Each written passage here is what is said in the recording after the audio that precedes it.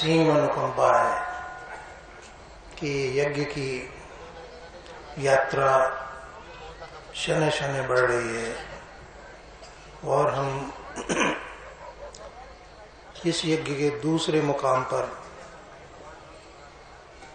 पहुंचे हैं। सवेरे प्रारंभ में ये विषय लिया था कि इस आध्यात्म ज्ञान की, इस आत्मज्ञान की, इस परमात्मा तक पहुंचने की या परमात्मा के दर्शन की जो भी आप संज्ञा दें, उसका मतलब एक ही है। उसके लिए विभिन्न ज्ञानियों ने अलग अलग तरह से विभाजन किया है। इस मार्ग को किसी ने एक ही रास्ते को चुना, इसमें कोई बीच में विभाग नहीं किया।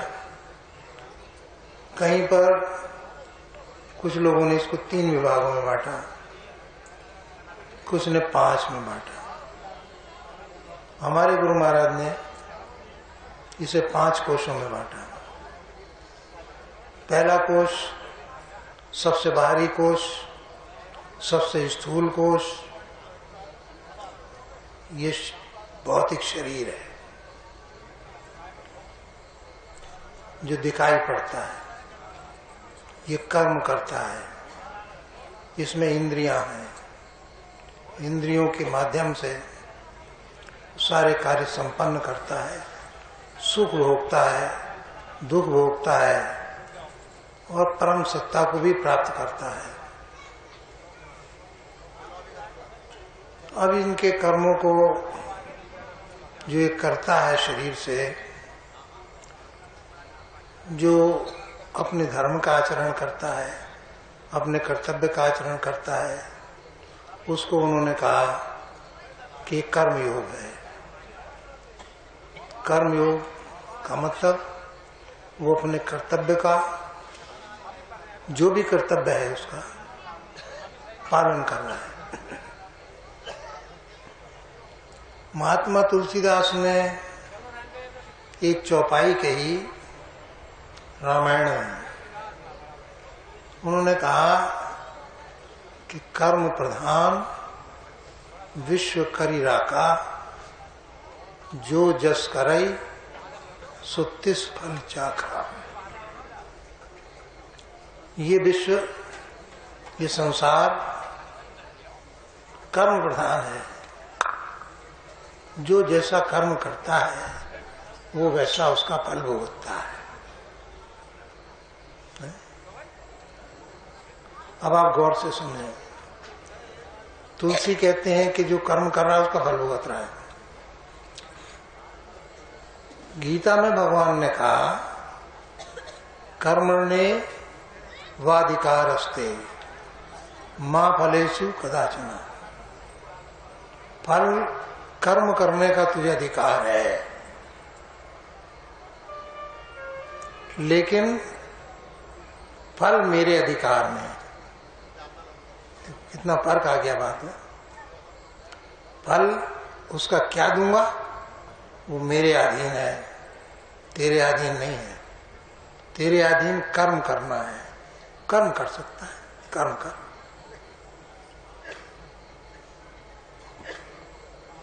अब इसमें थोड़ा अंतर आ जाता है सोच में कि जो हम कर्म कर रहे हैं उसका फल हमें सही सही मिलेगा कि नहीं मिलेगा। कर्म का मिलना चाहिए, तुलसी कहते हैं और सब उन्नत कहते हैं। गीता कहती है कि नहीं। आप किसी के साथ अच्छाई करते हो तो इसका मतलब ये नहीं आपको अच्छाई मिलेगी, कभी कभी तो बुराई मिलती है। मुझे कोई मित्र सुना रहे थे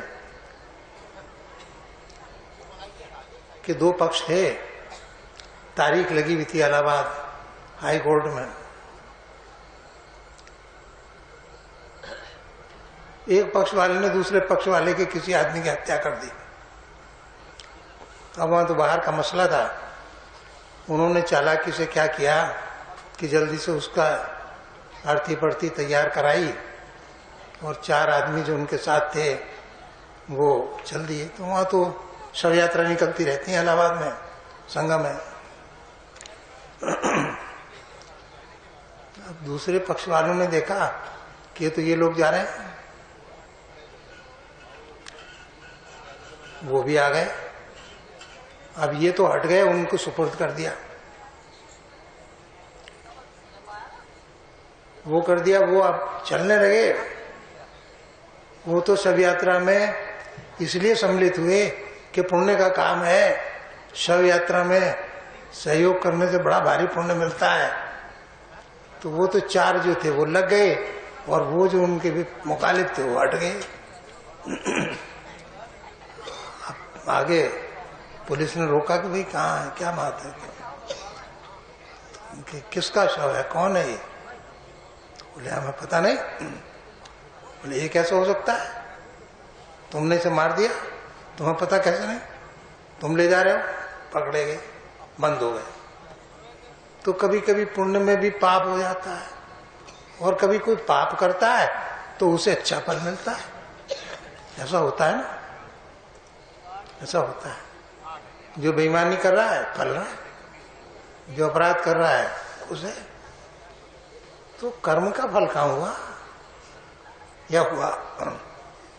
रामायण ठीक कहती है, गीता ठीक कहती है। भगवान कहते हैं अर्जुन से कि देख, कर्मण्येवाधिकार अस्ति, कर्म करना तेरा फल काम था। अच्छा किया, बुरा किया, कुछ किया, वो तूने कर दिया। अब उसका फल क्या दूंगा, वो तो मैं दूंगा, तेरे हाथ में नहीं है। तो कर्म का फल मिलता है, लेकिन उसके साथ दूसरी चीजें जुड़ जाती हैं। इसको हम तीसरी सभा में आगे इस पर चर्चा करेंगे। हाल फिलहाल ये जो इंद्रियों से शरीर काम करता है, ये हमारा अन्नमय कोश था। अगला प्राणमय है। प्राणमय कोश इसके अंदर का है। ये जो इंद्रिय और शरीर चलता है, ये अपने आप क्यों नहीं चलता? किसी का हार्ट फेल हो जाए क्यों, मर क्यों जाता है? चलना चाहिए जब सब कुछ ठीक ठाक है। आदमी अभी तक ठीक था, हार्ट फेल हुआ, कुछ शरीर में नहीं बिगड़ा, हार्ट फेल हुआ। चक्कर क्या है? अंदर एक शरीर है, उसको कहते हैं प्राण शरीर। श्रीमद् भागवत में एक पुरंजनी की कथा आती है। उसमें आया है कि भाई एक बहुत बड़ा नगर था। नगर की रक्षा के लिए ये 5 फने वाला सर्प था। 5 फने वाला सर्प, वो सारे उस नगर की पुर की रक्षा करता था। अलग अलग नाम से, संज्ञाओं से विभिन्न ग्रंथों में पुकारा है। योग की भाषा में कहते हैं इसको पंच प्राण। पंच प्राण में पान वायु है, वो सरलता समझो। पान वायु सांस लेते ना, फेफड़े से वायु लेते हैं, तो ये भी प्राण है कि नहीं है?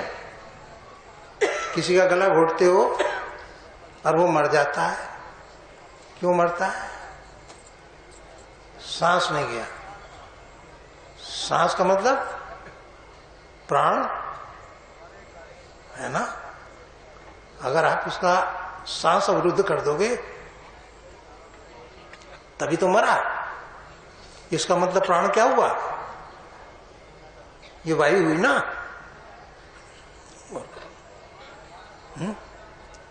अरे सर, कि जो प्राण है, जो वायु प्राण है, दूसरी अपान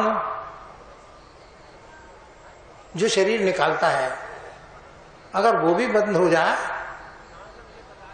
तो मल नहीं चलेगा, रुक जाएगा, आदमी मर जाएगा। तो पान अपान व्यान समान उदान, ये 5 प्राणवायु हैं।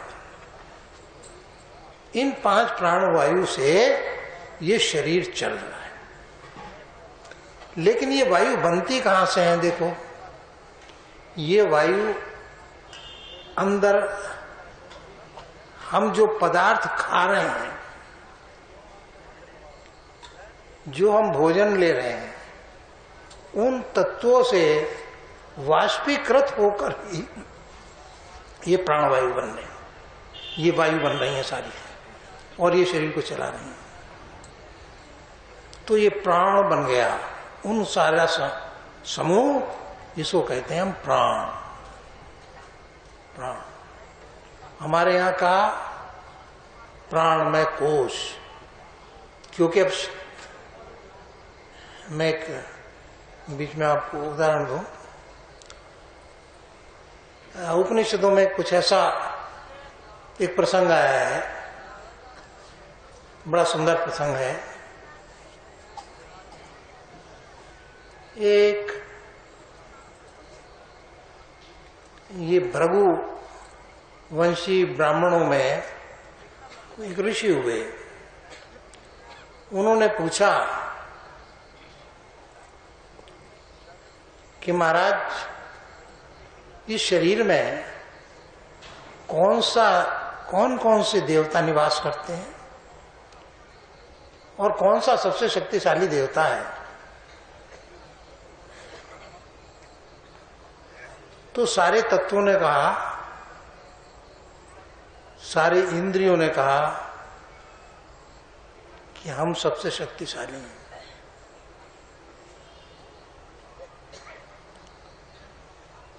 अंतःकरण ने कहा, अंतःकरण का मतलब मन, बुद्धि, चित्त और अहंकार, इन्होंने कहा कि नहीं। मन ने कहा मैं सबसे शक्तिशाली हूं, मेरे चलाए चलता है और किसी के चलाए नहीं चलता। बुद्धि ने कहा कि नहीं, मन से बड़ी मैं हूं, मेरे चलाए चलता है। अहंकार है, अहंकार भाव, अहंकार, सारा झगड़ा अहंकार है ना। आप किसी को गाली देते हैं तो क्या होता है? गाली से चिपक थोड़ी जाती है, या चिपक जाती है? उसके अहंकार को चोट लगती है। इसने मेरे बाप को कहा, इसकी हिम्मत, कहां चोट लगी? अहंकार, अहंकार। आदमी कहता पत्नी से कि तुमने इसमें नमक ज्यादा डाल दिया, तुम्हें तमीज नहीं है। तो पत्नी कहती है कि मुझे जितनी समझ थी मैंने डाल लिया, अगर तुम्हें ठीक नहीं लगता तुम खुद डाल ले। तो तेरी हिम्मत मुझे जवाब देती है। अब दोनों झगड़ा हो गया। काहे का झगड़ा है? नमक का नहीं है, नमक का नहीं है। ये सब मुकदमेबाज लोग जानते होंगे, झगड़ा मुकदमे का नहीं होता है, अहंकार का होता है। मेरी बेइज्जती करा दी, मुझे पुलिस से पकड़ा दिया, मुझे इसे देखना पड़ेगा, बदला लेना पड़ेगा। क्यों? अहंकार को चोट लगती है। अज्ञानियों को ही नहीं, हम तो अज्ञानी हैं, हम गलती करते तो करते हैं, ज्ञानियों को बहुत लगती है। कहते रावण को अहंकार था, अहंकार, अहम बहुत बढ़ गया था। अब देखो, गौर करो, किसी के आदमी के पास पैसा नहीं है,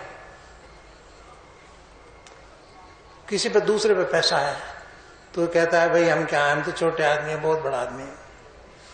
क्यों? वो बड़ा आदमी से कुछ दे रहा है क्या? क्यों मानता है बड़ा? तो वो पैसा है। और जो पैसे वाला उसका अहंकार है, कह रहे मेरे पे इतना बड़ी कोठी है, ये साला झोपड़ी में रहता है क्या।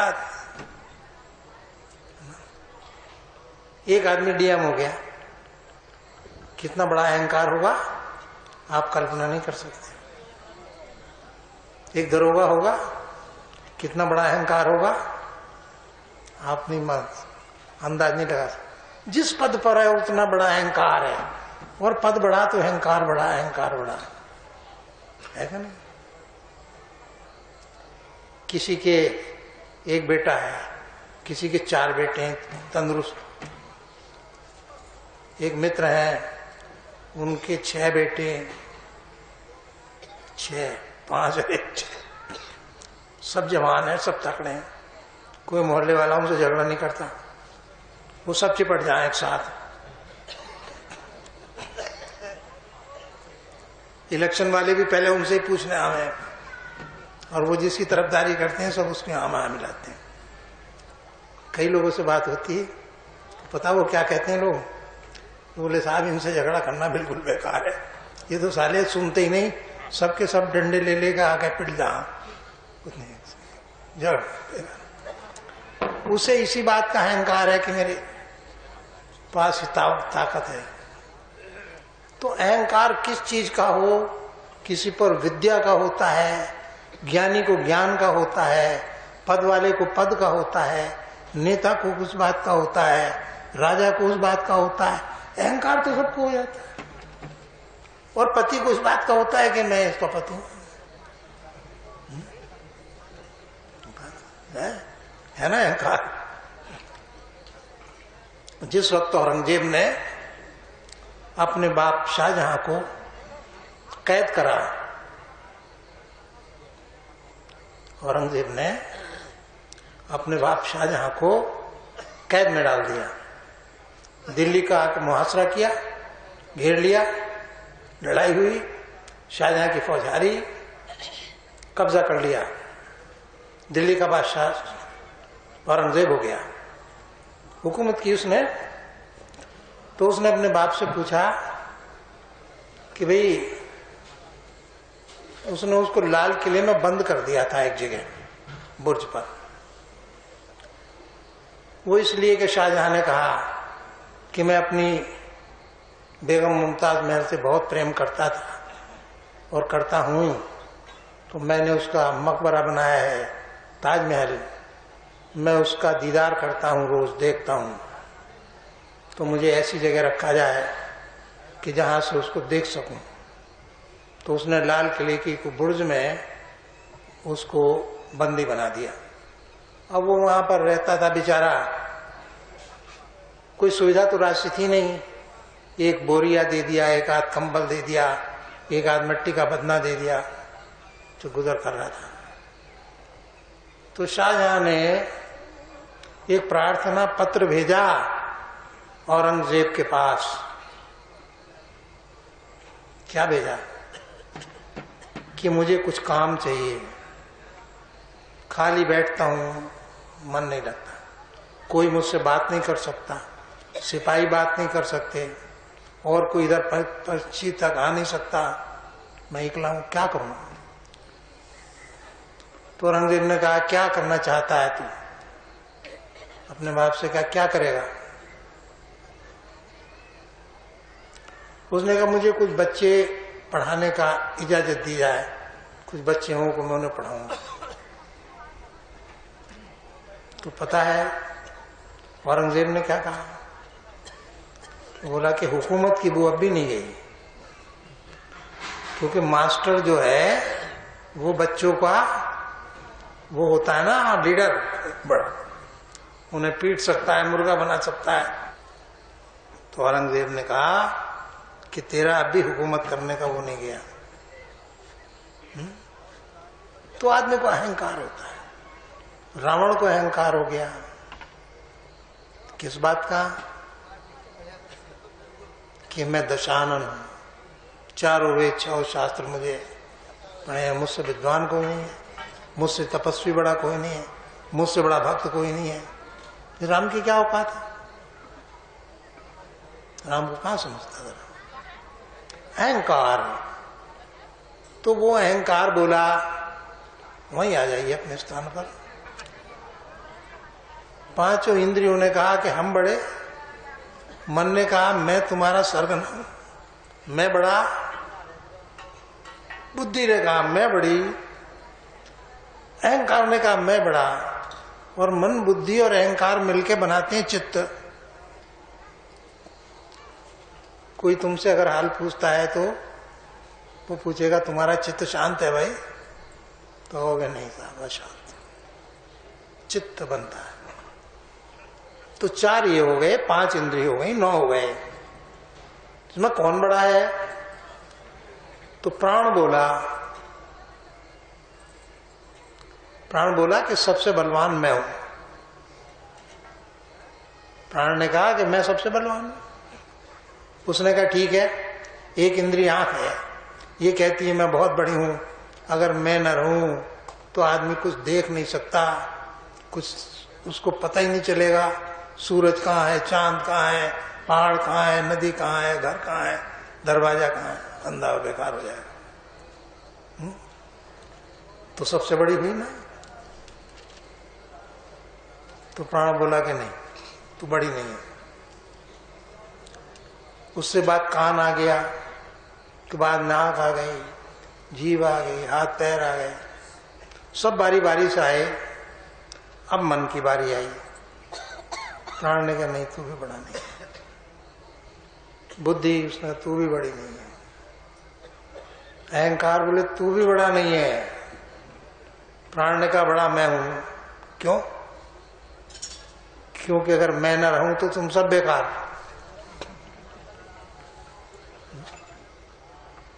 प्राण सबसे बलवान है। प्राण में कोश के बारे में कम चिंतन करते हैं। वैसे स्थूल से मिलता जुलता है प्राण। प्राण को देखना सबसे सरल है। योग की भाषा में इसको स्थूल में ही गिनते हैं। प्राण आपको भी एहसास होता है, प्राण आपको महसूस होता है। देखो कभी कभी जब कोई अकस्मात ऐसी वो हो तो आपको ये लगेगा कि अंदर में कुछ हो रहा है ना। कोई मान लो आपको घेर ले, कुछ बदमाश मार रहे हैं, कत्ल करने को हैं, आप बचना चाहते हैं, सारे साधन आपके पास नहीं है कुछ भी, आपके अंदर में घबराहट, आपके अंदर में डर, आपके अंदर में परेशानी, उस वक्त आप ये कहेंगे अंदर कंपन हो रहा है। होता है, होता है। कोई मृत्यु हो जाए किसी खास परिजन की, किसी करीबी की, तो शरीर तो इंद्रिय कुछ नहीं कर रही, लेकिन अंदर में इतनी परेशानी जो होती है, वो अंदर घुटन होती है, तो आदमी कहता है कि मेरे तो प्राण निकल रहे हैं। करता है, होता है। प्राण का अनुभव हमको होता है। और जो आप जब ध्यान की अवस्था में जाएंगे तो प्राण का बहुत बड़ा रोल है। मुझे कई लोग आके कहते हैं कि हम एकाग्रता के लिए बैठते हैं तो बहुत दिनों तक तो विचार आते जाएंगे, फिर लगता है कि जैसे ये आसन हिल रहा है, जिसमें मैं बैठा हूं ये आसन हिल रहा है, लगेगा आसन उठ रहा है, वो शरीर नहीं उठ रहा है। आप लोगों को मैं कई सत्संगों को ऐसा लगा होगा, कभी कभी एकाग्रता आने के बाद घबराहट होती है। कई लोग शिकायत करते हैं घबराहट क्यों होती है? प्राण प्राण प्राण, ये जितने भूत प्रेत वाले कहने वाले हैं ना, ये कुछ नहीं है, ये भूत तूत नहीं है। ये क्या है? ये प्राण शरीर का ही मसला है। मैं आपको एक बहुत ही बढ़िया मिसाल बताऊं, आपको ताज्जुब होगा। मैं बिधुना जाता हूं, वहां का सत्संग जो चालू कराया था, हमारा जो वहां जाने का बना वो श्रेय मिश्रा जी को जाता है। मिश्रा जी ले गए थे, उनका एक हाथ नहीं था। एक बार उन्होंने मुझसे बड़ी विचित्र बात कही, देखो आप वैज्ञानिक अध्ययन करिए, दिमाग से लगाइए। उन्होंने कहा कि बाबूजी मेरा ये हाथ कटा हुआ है, लेकिन मेरे हाथ के इस अंगूठे में दर्द है। वो हाथ नहीं है, लेकिन मुझे एहसास होता है कि ये अंगूठे में दर्द हो रहा है। सोचो क्यों?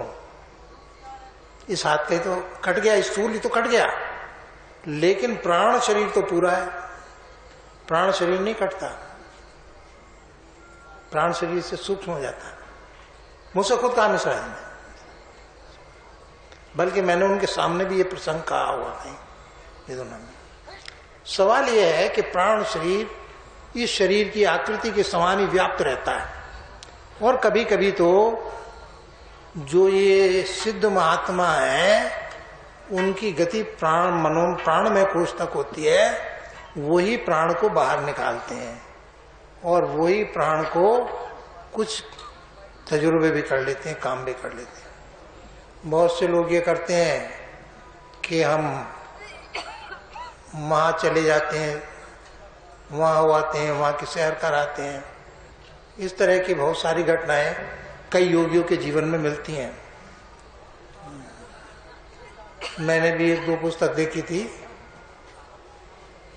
उसमें बंगाल का एक योगी था, वो इस शरीर से भ्रमण करता था।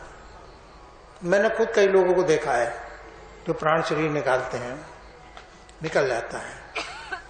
मुसलमान लोग इसको हमजाद कहते हैं, हमजाद, और हमारे यहाँ छाया पुरुष कहते हैं। तो शरीर में छाया पुरुष के रूप में प्राण शरीर निकलता है, प्राण शरीर फिर आ जाता है और वो सारे काम करता है। एक मैं आपको घटना और बताता हूं, आपको मानना पड़ जाएगा। आपने सुना होगा कि भारतवर्ष में एक समय में बौद्ध धर्म का प्रचार बढ़ा और राजा लोग बौद्ध धर्म में दीक्षित हो गए, उन्होंने दीक्षा ले ली।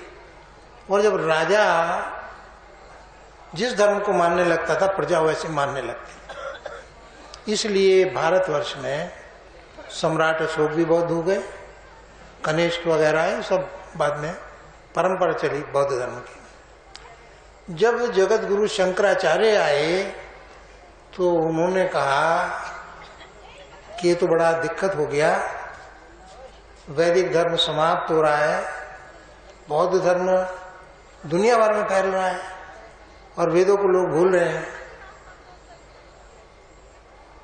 तो उन्होंने कहा कि भाई ये गलत है, वैदिक धर्म सत्य है। तो उस समय के जो राजा थे उन्होंने कहा कि आप शास्त्रार्थ कर लीजिए, जो जीत जाएगा हम उसी के धर्म को स्वीकार कर लेंगे। तो उस जमाने में एक मंडन मिश्र हुआ करते थे, वो बौद्ध धर्म के बड़े उस समय के ज्ञानियों में गिनती थी। वो राजा के राज दरबार में थे। तो जगत गुरु शंकराचार्य से राजा ने कहा कि भाई देखो, ये मंडन मिश्र हैं, ये आप इनसे बहस कर लो, अगर आप जीत गए तो हम वैदिक धर्म स्वीकार कर लेंगे, अगर हार गए तो तुम्हें बौद्ध धर्म स्वीकार करना पड़ेगा। तो उसने कहा ठीक है, पक्का। अब जगत गुरु शंकराचार्य तो ब्रह्मचारी थे, बचपन से संन्यास ले लिया था, उन्हें कोई गृहस्थ का अनुभव नहीं था। मंडन मिश्र के बच्चे भी थे, पत्नी थी, उसकी पत्नी बड़ी विद्वान थी। तो उसकी पत्नी ने कहा, राजा ने कहा कि भाई तुम दोनों विद्वान हो और जो जज बनेगा तुम्हारा निर्णायक बनेगा वो तो होना चाहिए तुमसे भी ज्यादा विद्वान। तो ये बताओ तुमसे बड़ा विद्वान कहां से लाए? तो तय ये हुआ कि मंडन मिश्र की जो पत्नी थी वो इतनी विद्वान थी कि उसको जज बना दिया, उसको न्याय करने का अधिकार दिया। अब वो बैठ गई एक आसन पर, इन्हें बैठा दिया मंडन मिश्र को और इधर जगत गुरु शंकराचार्य को कि होने दो बहस। उसने क्या कहा मंडन मिश्र की पत्नी ने कि बहस शुरू करने से पहले माला नहीं दो, एक माला डाली अपने पति की। जिसकी माला जल्दी कुमला जाएगी वही हार जाएगा। ठीक 7 दिन तक दोनों में शास्त्रार्थ हुआ। 7वें दिन मंडन मिश्र की माला मुरझाने लगी तो उसकी पत्नी ने, जो न्यायाधीश बन रही थी, जो जज बनी हुई थी, उसने अपना पद छोड़ दिया। उसने कहा देखो मैं इनकी अर्धांगिनी हूं। तो उसने कहा शंकराचार्य जी ने कि हाँ ये तो पक्का है कि तुम इनकी पत्नी, तो पत्नी हो तो मैं अर्धांगिनी हूं। बोले हाँ। तो बोले आधा ही अंग तो हार रहा है, अभी तो मैं हूं। तो शंकराचार्य को माननी पड़ी। बोले अच्छा तुम भी करो शास्त्रार्थ। तो बोली ठीक है, अब कल को मैं आपसे शास्त्रार्थ प्रारंभ करूंगी।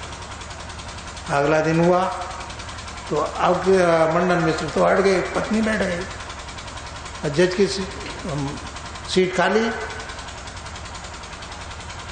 उसने पहला प्रश्न उनसे कहा कि बताओ स्त्री में काम का निवास कब होता है, कहाँ होता है, किस अंग में होता है?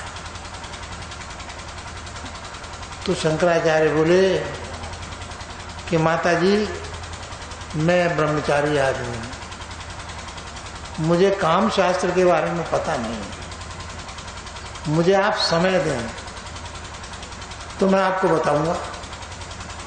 तो उसने कितना समय चाहिए? बोला 1 माह तो चाहिए।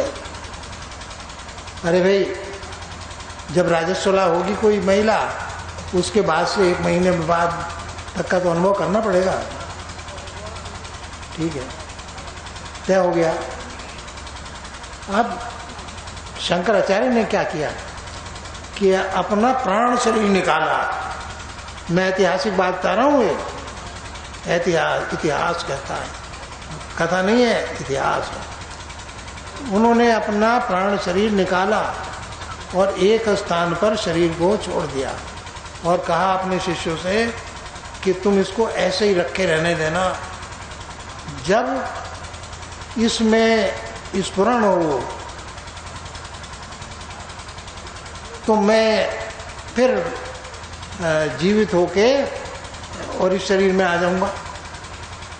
तो इसकी बस तुम सुरक्षा करना, खराब ना हो। इसका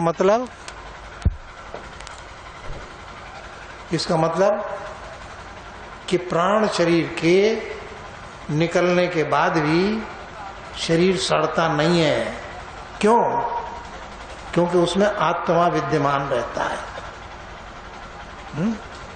आत्मा रहती है। प्राण शरीर स्थूल शरीर के बाद का शरीर है।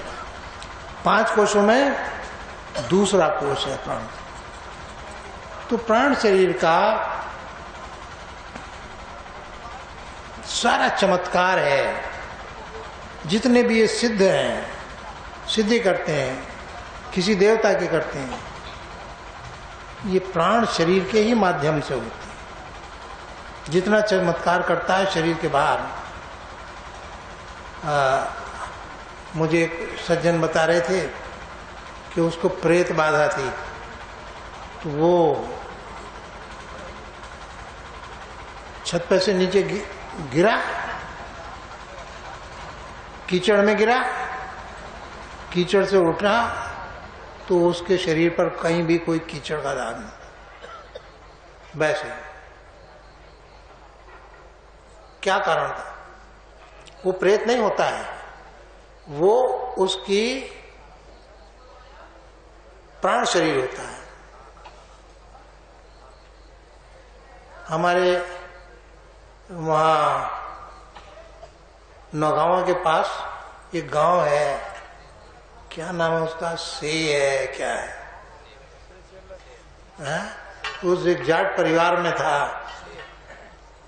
देखी हुई घटना, हमारे सत्संगियों की देखी हुई घटना, नथुराम शास्त्री जी की देखी हुई घटना। उसके घर इतने बड़े बड़े वो आते थे, ईंटों के अद्धे घर में, दिन भर। एक दिन उसने देखा कि यार दोपहर के वक्त आते थे, रात को नहीं, दिन में, दोपहर में। और वो बाद में 1-8 घंटे आए, फिर उसने जितने आए इकट्ठे करके ढेर लगा दिया। तो आंगन में एक किनारे पे ढेर लग गया बहुत बड़ा।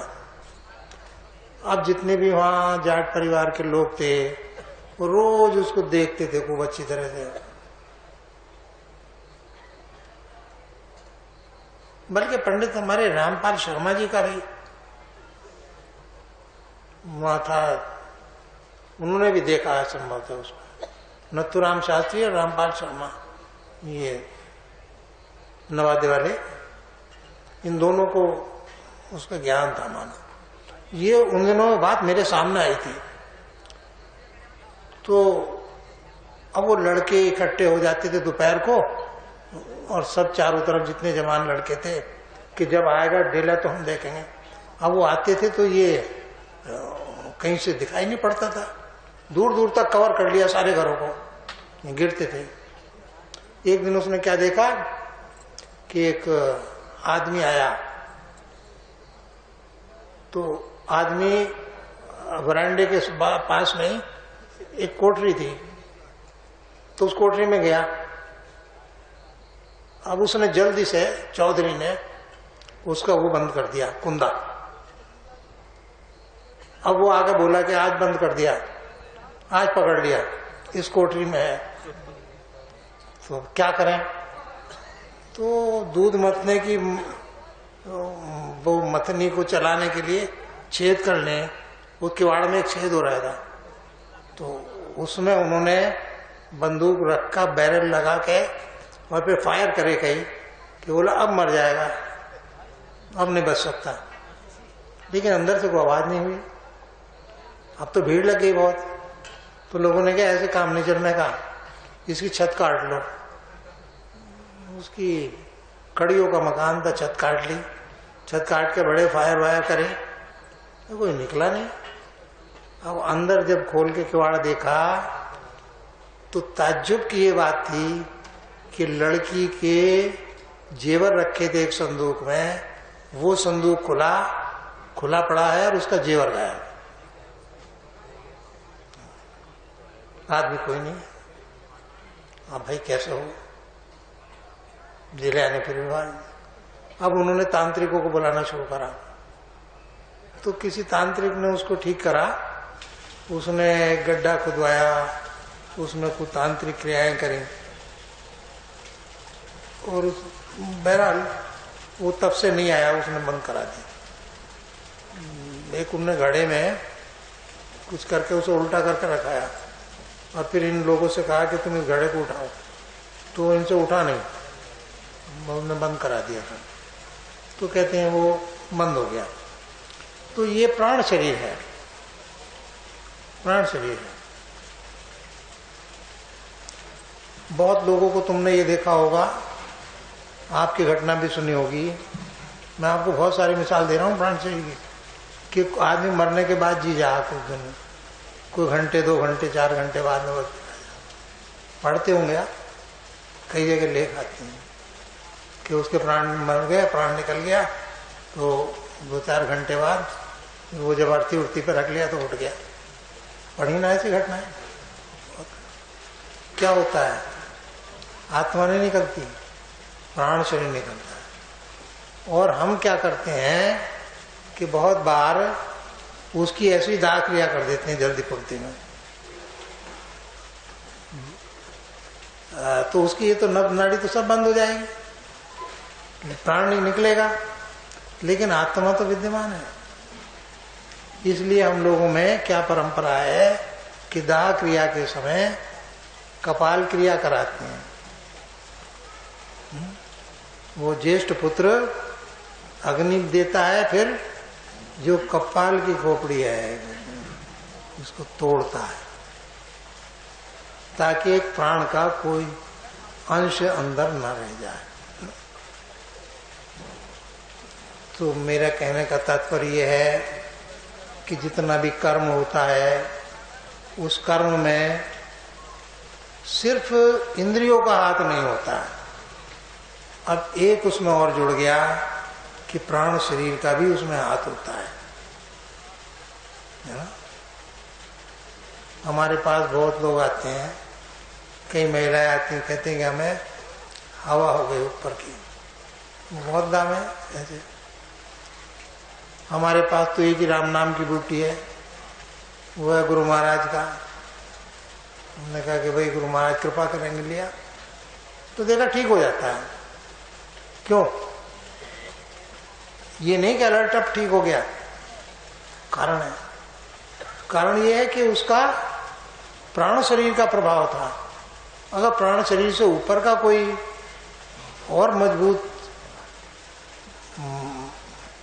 मानसिक प्रभाव हो रहा है तो नीचे का प्रभाव समाप्त हो जाता है। इसलिए वो प्रेतात्मा या प्राण शरीर अगर प्रभाव भी करता है तो ऊपर के शरीर से उसे शांति मिल जाती है, फिर वो कोई नुकसान नहीं करता, कोई नुकसान नहीं करता, ठीक हो जाता। तो ये प्राण शरीर है। ये दूसरा अध्याय, दूसरा सोपान प्राण का पूरा करते हैं और अगला तीसरे चरण की ओर अब बढ़ रहे हैं। वो कल प्रारंभ करेंगे अगली यात्रा का अगला कदम। अब हम थोड़ा वो अभ्यास कर लें जो गुरु महाराज ने बताया।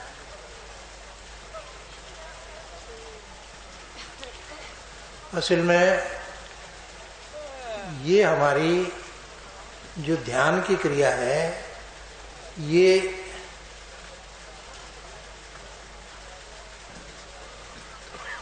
अन्नमय कोश से नहीं मतलब रखती, क्योंकि हम इसमें कई इंद्रियों का प्रयोग नहीं कर रहे। ये प्राणमय कोश से भी मतलब नहीं रखती,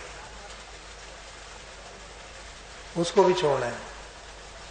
इसमें मनोमय कोश से प्रारंभ करते हैं। अब इसमें कठिनाई है थोड़ी सी। कठिनाई ये है कि अगर हम इंद्रियों पर और प्राण पर ध्यान देंगे तो उसमें बड़ा समय लग जाएगा।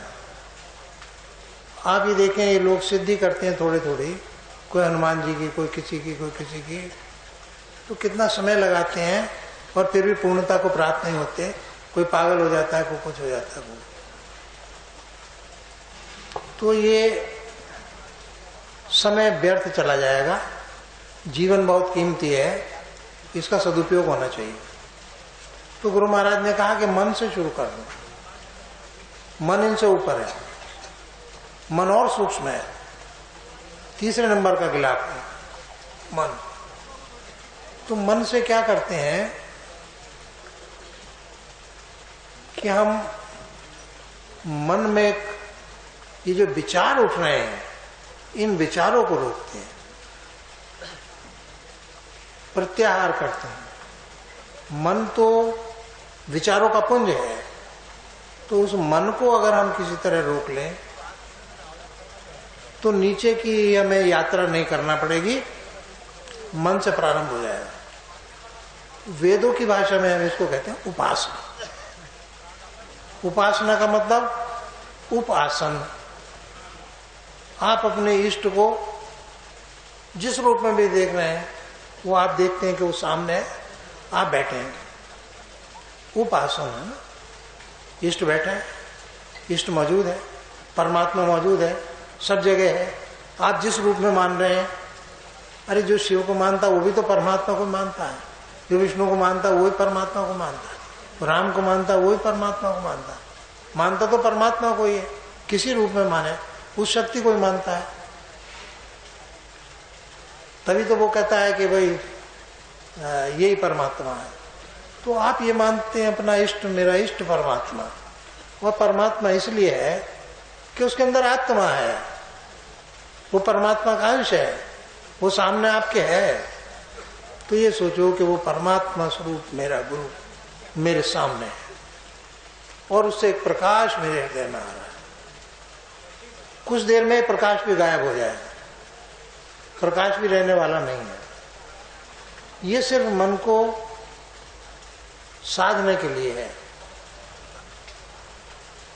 और अंदर से एक शब्द हो रहा है, शब्द इससे ज्यादा सरल है। प्रकाश